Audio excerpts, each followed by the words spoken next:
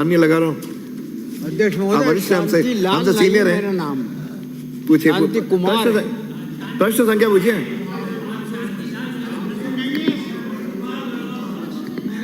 प्रश्न संख्या शांति क्या?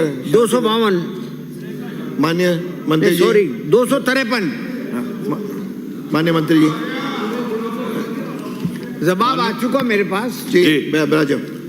मेरा सवाल ये था कि जो टनल के निर्माण के लिए कब तक काम पूरा हो जाएगा, या कब तक से शुरू हो गया और कब तक काम पूरा हो जाएगा, लेकिन उसका जवाब आपने नहीं दिया। सवाल मेरा ये है कि बजट 24 और 25 में टनल के निर्माण की घोषणा की गई। ये टनल किस स्थान पर बनेगा, पहली बात। दूसरा यह कि कितनी वर्ग मीटर में बनेगा। तीसरी बात यह कि इसका डीपीआर बन गई क्या, और डीपीआर बन गई तो फिर कार्यादेश जारी हो गए क्या। इसी के साथ साथ मैं ये भी पूछ रहा हूँ आपसे कि प्रभावी संरक्षण के लिए आर्टिफिशियल हैचिंग के लिए क्या क्या कार्य किए जाने की आपकी योजना है।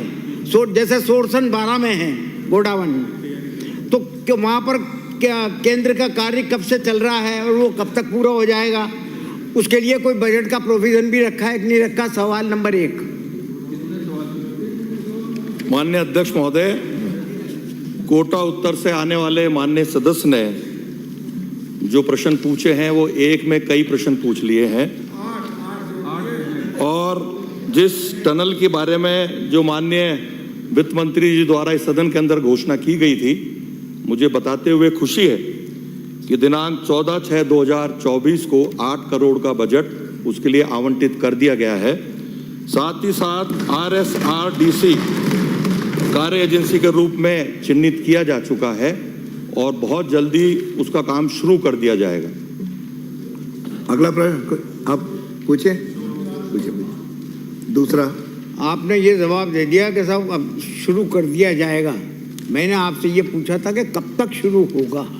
एक बार उसको कार्य आदेश दे दिया गया क्या, उसका जवाब आपने नहीं दिया। खैर, दूसरा सवाल मेरा ये था कि आर्टिफिशियल हैचिंग सेंटर स्थापित किए गए हैं कई जगह और वैज्ञानिकों की देखरेख में उनको पाला जा रहा है। सवाल मेरा ये नहीं था, सवाल ये था मेरा कि इनकी संख्या की वृद्धि के लिए सरकार क्या प्रयास कर रही है, वो प्रयास क्या कर रही है, ये नहीं बताया आपने। खैर, दूसरा सवाल अब मैं पूछता हूँ कि गोडावन संरक्षण केंद्र स्थापित करने के लिए आर्टिफिशियल हैचिंग हेतु कितनी हेक्टर वन भूमि कहाँ पर उपलब्ध कराई गई, और आपका मरु उद्यान जैसलमेर, बाड़मेर, सोरसन, बारां, सोखलिया, अजमेर जैसे अन्य स्थानों पर भी जिस तरीके की जलवायु वहाँ पर है, राजस्थान के और क्षेत्र में भी इस प्रकार की जलवायु मौजूद है, तो क्या उन स्थानों पर भी प्रजनन का कोई प्रयास करने का सरकार विचार रखती है। माननीय मंत्री जी। माननीय अध्यक्ष महोदय, कोटा उत्तर से आने वाले माननीय सदस्य जो इस सदन के जहां तक मेरे जान सबसे वरिष्ठ सदस्य हैं और 81 साल की उम्र में आप वन्य जीव 81 साल नहीं है, सॉरी 19 साल है उम्र। 100 माइनस 81, 19 साल के। ठीक है, आप बोलिए। अभी जवान है, ये अभी जवान है। व्यवस्था का प्रश्न है। 19 साल का अरे जोगेश्वर जी, 19 साल का सदस्य मैंने जो सवाल पूछा था 25 होना जरूरी है। जवान है। बैठिए माननीय मंत्री जी, दोनों ब्राजा।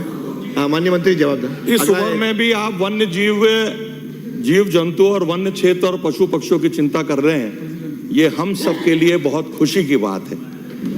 साथ ही साथ जो आपने चिंता व्यक्त करी, क्योंकि अध्यक्ष जी प्राय ये देखा जा रहा है, पिछले 2 दिन पहले सदन में एक बड़ा विकट प्रश्न भी उठा था कि इसी सदन के कुछ मान्य सदस्य या बाहर भी बैठे होंगे, वो वर्तमान परिस्थितियों में वन्य क्षेत्र की भूमि हो, चाहे राजस्व की भूमि हो, चाहे नदी हो, चाहे झोड़ हो, उस पर कब्जा कर रहे हैं। लेकिन आपकी चिंता निश्चित रूप से जायज़ है, और मैं आपको ये जो आपने प्रश्न किया है जिसके बारे में आपने कितनी हेक्टेयर भूमि आरक्षित की गई है वन विभाग द्वारा, वो निश्चित रूप से मैं आपके पास वो रिकॉर्ड भिजवा दूंगा, और इससे संदर्भ में कोई भी अच्छा सुझाव आप देंगे, मैं आपको ये विश्वास देता हूं कि मेरा विभाग राज्य सरकार माननीय मुख्यमंत्री जी के नेतृत्व में निश्चित रूप से उसको लागू करेगा।